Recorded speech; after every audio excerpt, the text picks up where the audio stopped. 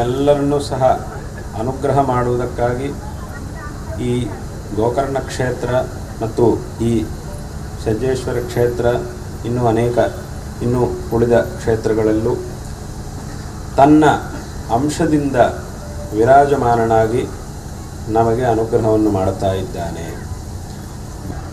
ನಾವು ನೋಡ್ತಾ ಇರುವಂತಹ ಈ ಸಮಸ್ತ ವಿಶ್ವ ಅನ್ನೋದೇನಿದೆಯೋ ಇದು ಪರಮಾತ್ಮನ ಒಂದು ಕಾಲು ಭಾಗ ಅಂತ ಹೇಳ್ತಾ ಇದ್ದೇನೆ. ವಾಸ್ತವವಾಗಿ ಈ ವಿಶ್ವ ಅನ್ನೋದು ಪರಮಾತ್ಮನ ಒಂದು ಕಾಲು ಭಾಗ ಅಂತಂದರೆ ಈ ವಿಶ್ವ ಅನ್ನೋದು ಮೊದಲಿಗೆ ಎಷ್ಟಿದೆ ಅನ್ನೋದೇ ಯಾರಿಗೂ ಗೊತ್ತಿಲ್ಲ. ಇದು ಎಷ್ಟು ದೊಡ್ಡ ಇದೆ ಅನ್ನೋದೇ ಇನ್ನೂ ಯಾರಿಗೂ ಸಹ ಕಂಡುಹಿಡಿಯಲಿಕ್ಕೆ ಸಾಧ್ಯವಾಗಿಲ್ಲ.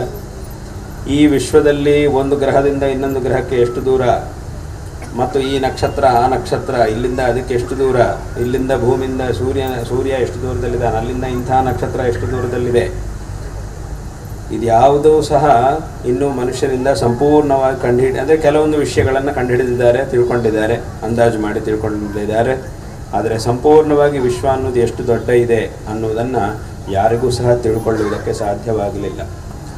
ಇನ್ನು ಇವತ್ತಿನ ಕಾಲದಲ್ಲಿ ವಿಜ್ಞಾನಿಗಳೇ ಹೇಳ್ತಾರೆ, ಇಷ್ಟು ದೂರದಲ್ಲಿ ಒಂದು ನಕ್ಷತ್ರ ಇದೆ, ಆ ನಕ್ಷತ್ರಕ್ಕೆ ಇಲ್ಲಿಂದ ನಾವು ಹೋಗಲಿಕ್ಕೆ ಪ್ರಯಾಣ ಮಾಡಲಿಕ್ಕೆ ಶುರು ಮಾಡಿದರೆ, ಅದು ಪ್ರಯಾಣ ಮಾಡೋದು ಅಂತಂದರೆ ಸುಮ್ಮನೆ ನಾವು ರಸ್ತೆಯಲ್ಲಿ ಹೋದಂಗೆ ಆ ವೇಗದಲ್ಲಲ್ಲ, ಒಂದು ಕಾಂತಿಯ ಒಂದು ವೇಗದಲ್ಲಿ.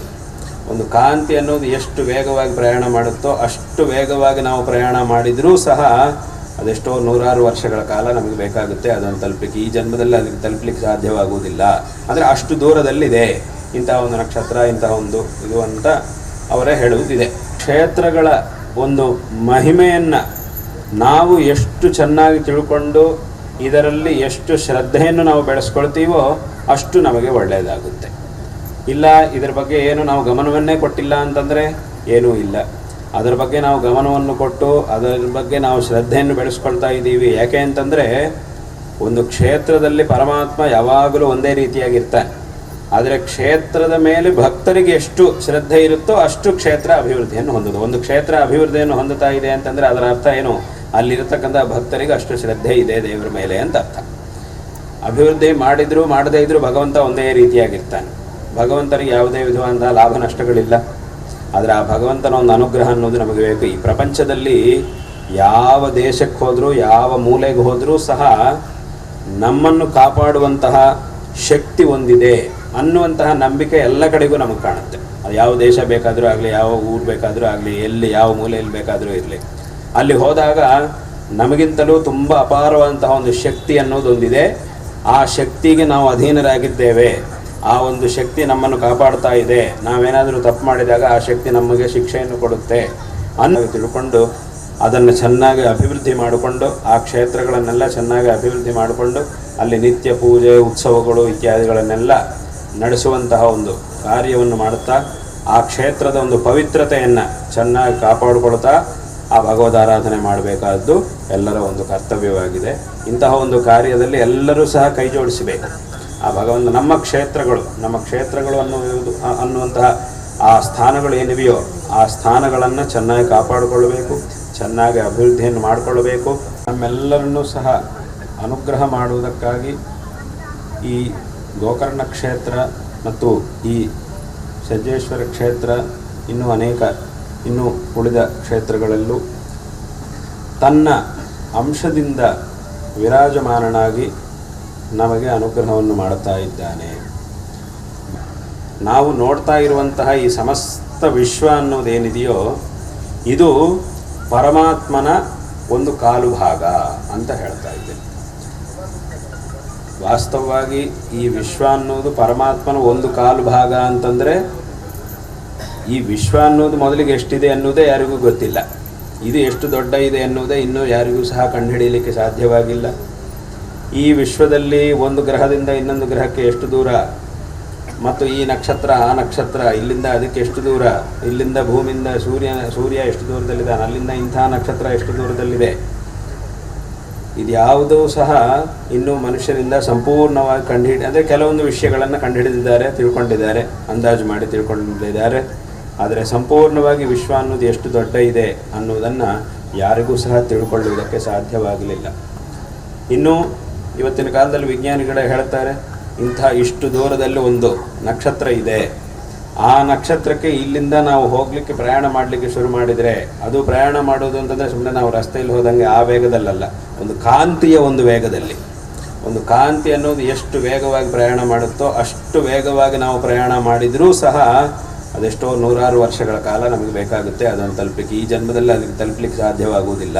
ಅಂದರೆ ಅಷ್ಟು ದೂರದಲ್ಲಿದೆ ಇಂತಹ ಒಂದು ನಕ್ಷತ್ರ, ಇಂತಹ ಒಂದು ಇದು ಅಂತ ಅವರೇ ಹೇಳುವುದಿದೆ.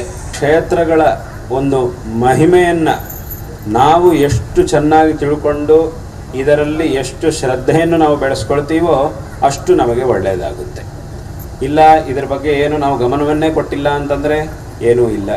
ಅದರ ಬಗ್ಗೆ ನಾವು ಗಮನವನ್ನು ಕೊಟ್ಟು ಅದರ ಬಗ್ಗೆ ನಾವು ಶ್ರದ್ಧೆಯನ್ನು ಬೆಳೆಸ್ಕೊಳ್ತಾ ಇದ್ದೀವಿ. ಯಾಕೆ ಅಂತಂದರೆ ಒಂದು ಕ್ಷೇತ್ರದಲ್ಲಿ ಪರಮಾತ್ಮ ಯಾವಾಗಲೂ ಒಂದೇ ರೀತಿಯಾಗಿರ್ತಾನೆ.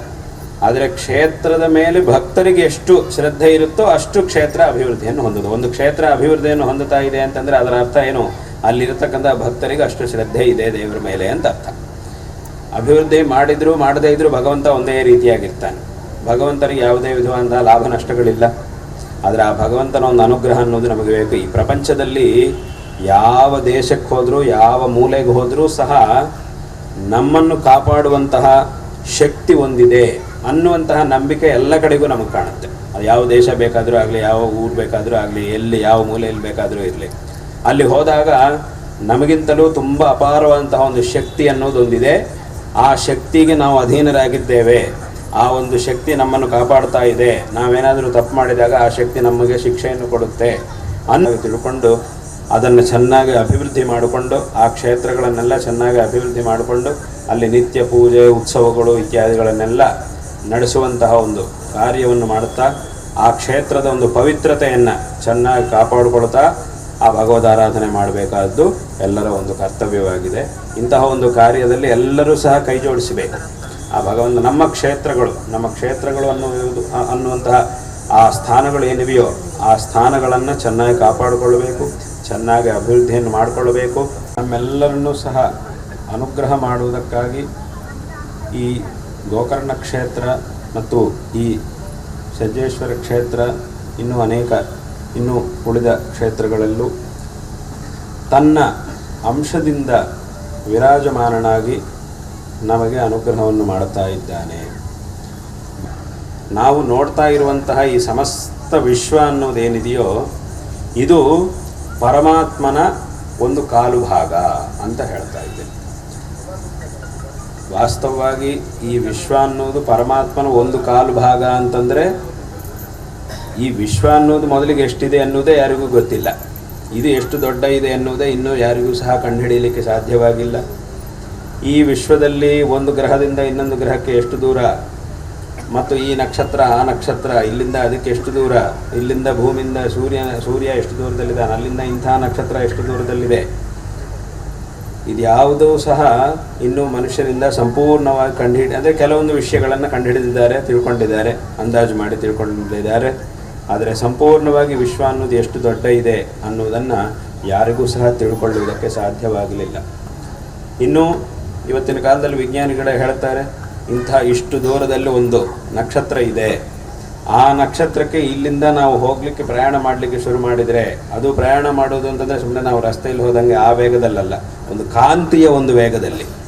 ಒಂದು ಕಾಂತಿ ಅನ್ನೋದು ಎಷ್ಟು ವೇಗವಾಗಿ ಪ್ರಯಾಣ ಮಾಡುತ್ತೋ ಅಷ್ಟು ವೇಗವಾಗಿ ನಾವು ಪ್ರಯಾಣ ಮಾಡಿದರೂ ಸಹ ಅದೆಷ್ಟೋ ನೂರಾರು ವರ್ಷಗಳ ಕಾಲ ನಮಗೆ ಬೇಕಾಗುತ್ತೆ ಅದನ್ನು ತಲುಪಲಿಕ್ಕೆ. ಈ ಜನ್ಮದಲ್ಲಿ ಅದಕ್ಕೆ ತಲುಪಲಿಕ್ಕೆ ಸಾಧ್ಯವಾಗುವುದಿಲ್ಲ. ಅಂದರೆ ಅಷ್ಟು ದೂರದಲ್ಲಿದೆ ಇಂತಹ ಒಂದು ನಕ್ಷತ್ರ, ಇಂತಹ ಒಂದು ಇದು ಅಂತ ಅವರೇ ಹೇಳುವುದಿದೆ. ಕ್ಷೇತ್ರಗಳ ಒಂದು ಮಹಿಮೆಯನ್ನು ನಾವು ಎಷ್ಟು ಚೆನ್ನಾಗಿ ತಿಳ್ಕೊಂಡು ಇದರಲ್ಲಿ ಎಷ್ಟು ಶ್ರದ್ಧೆಯನ್ನು ನಾವು ಬೆಳೆಸ್ಕೊಳ್ತೀವೋ ಅಷ್ಟು ನಮಗೆ ಒಳ್ಳೆಯದಾಗುತ್ತೆ. ಇಲ್ಲ ಇದರ ಬಗ್ಗೆ ಏನು ನಾವು ಗಮನವನ್ನೇ ಕೊಟ್ಟಿಲ್ಲ ಅಂತಂದರೆ ಏನೂ ಇಲ್ಲ. ಅದರ ಬಗ್ಗೆ ನಾವು ಗಮನವನ್ನು ಕೊಟ್ಟು ಅದರ ಬಗ್ಗೆ ನಾವು ಶ್ರದ್ಧೆಯನ್ನು ಬೆಳೆಸ್ಕೊಳ್ತಾ ಇದ್ದೀವಿ. ಯಾಕೆ ಅಂತಂದರೆ ಒಂದು ಕ್ಷೇತ್ರದಲ್ಲಿ ಪರಮಾತ್ಮ ಯಾವಾಗಲೂ ಒಂದೇ ರೀತಿಯಾಗಿರ್ತಾನೆ. ಆದರೆ ಕ್ಷೇತ್ರದ ಮೇಲೆ ಭಕ್ತರಿಗೆ ಎಷ್ಟು ಶ್ರದ್ಧೆ ಇರುತ್ತೋ ಅಷ್ಟು ಕ್ಷೇತ್ರ ಅಭಿವೃದ್ಧಿಯನ್ನು ಹೊಂದೋದು. ಒಂದು ಕ್ಷೇತ್ರ ಅಭಿವೃದ್ಧಿಯನ್ನು ಹೊಂದುತ್ತಾ ಇದೆ ಅಂತಂದರೆ ಅದರ ಅರ್ಥ ಏನು, ಅಲ್ಲಿರತಕ್ಕಂಥ ಭಕ್ತರಿಗೆ ಅಷ್ಟು ಶ್ರದ್ಧೆ ಇದೆ ದೇವರ ಮೇಲೆ ಅಂತ ಅರ್ಥ. ಅಭಿವೃದ್ಧಿ ಮಾಡಿದರೂ ಮಾಡದೇ ಇದ್ದರೂ ಭಗವಂತ ಒಂದೇ ರೀತಿಯಾಗಿರ್ತಾನೆ. ಭಗವಂತನಿಗೆ ಯಾವುದೇ ವಿಧವಾದ ಲಾಭ ನಷ್ಟಗಳಿಲ್ಲ. ಆದರೆ ಆ ಭಗವಂತನ ಒಂದು ಅನುಗ್ರಹ ಅನ್ನೋದು ನಮಗೆ ಬೇಕು. ಈ ಪ್ರಪಂಚದಲ್ಲಿ ಯಾವ ದೇಶಕ್ಕೆ ಹೋದರೂ ಯಾವ ಮೂಲೆಗೆ ಹೋದರೂ ಸಹ ನಮ್ಮನ್ನು ಕಾಪಾಡುವಂತಹ ಶಕ್ತಿ ಒಂದಿದೆ ಅನ್ನುವಂತಹ ನಂಬಿಕೆ ಎಲ್ಲ ಕಡೆಗೂ ನಮಗೆ ಕಾಣುತ್ತೆ. ಅದು ಯಾವ ದೇಶ ಬೇಕಾದರೂ ಆಗಲಿ, ಯಾವ ಊರು ಬೇಕಾದರೂ ಆಗಲಿ, ಎಲ್ಲಿ ಯಾವ ಮೂಲೆಯಲ್ಲಿ ಬೇಕಾದರೂ ಇರಲಿ, ಅಲ್ಲಿ ಹೋದಾಗ ನಮಗಿಂತಲೂ ತುಂಬ ಅಪಾರವಾದಂತಹ ಒಂದು ಶಕ್ತಿ ಅನ್ನೋದೊಂದಿದೆ. ಆ ಶಕ್ತಿಗೆ ನಾವು ಅಧೀನರಾಗಿದ್ದೇವೆ. ಆ ಒಂದು ಶಕ್ತಿ ನಮ್ಮನ್ನು ಕಾಪಾಡ್ತಾ ಇದೆ. ನಾವೇನಾದರೂ ತಪ್ಪು ಮಾಡಿದಾಗ ಆ ಶಕ್ತಿ ನಮಗೆ ಶಿಕ್ಷೆಯನ್ನು ಕೊಡುತ್ತೆ ಅನ್ನೋ ತಿಳ್ಕೊಂಡು ಅದನ್ನು ಚೆನ್ನಾಗಿ ಅಭಿವೃದ್ಧಿ ಮಾಡಿಕೊಂಡು, ಆ ಕ್ಷೇತ್ರಗಳನ್ನೆಲ್ಲ ಚೆನ್ನಾಗಿ ಅಭಿವೃದ್ಧಿ ಮಾಡಿಕೊಂಡು ಅಲ್ಲಿ ನಿತ್ಯ ಪೂಜೆ, ಉತ್ಸವಗಳು ಇತ್ಯಾದಿಗಳನ್ನೆಲ್ಲ ನಡೆಸುವಂತಹ ಒಂದು ಕಾರ್ಯವನ್ನು ಮಾಡುತ್ತಾ ಆ ಕ್ಷೇತ್ರದ ಒಂದು ಪವಿತ್ರತೆಯನ್ನು ಚೆನ್ನಾಗಿ ಕಾಪಾಡಿಕೊಳ್ತಾ ಆ ಭಗವದಾರಾಧನೆ ಮಾಡಬೇಕಾದ್ದು ಎಲ್ಲರ ಒಂದು ಕರ್ತವ್ಯವಾಗಿದೆ. ಇಂತಹ ಒಂದು ಕಾರ್ಯದಲ್ಲಿ ಎಲ್ಲರೂ ಸಹ ಕೈ ಜೋಡಿಸಬೇಕು. ಆ ಭಗವಂತ ನಮ್ಮ ಕ್ಷೇತ್ರಗಳು ಅನ್ನುವಂತಹ ಆ ಸ್ಥಾನಗಳು ಏನಿವೆಯೋ ಆ ಸ್ಥಾನಗಳನ್ನು ಚೆನ್ನಾಗಿ ಕಾಪಾಡಿಕೊಳ್ಳಬೇಕು, ಚೆನ್ನಾಗಿ ಅಭಿವೃದ್ಧಿಯನ್ನು ಮಾಡಿಕೊಳ್ಳಬೇಕು.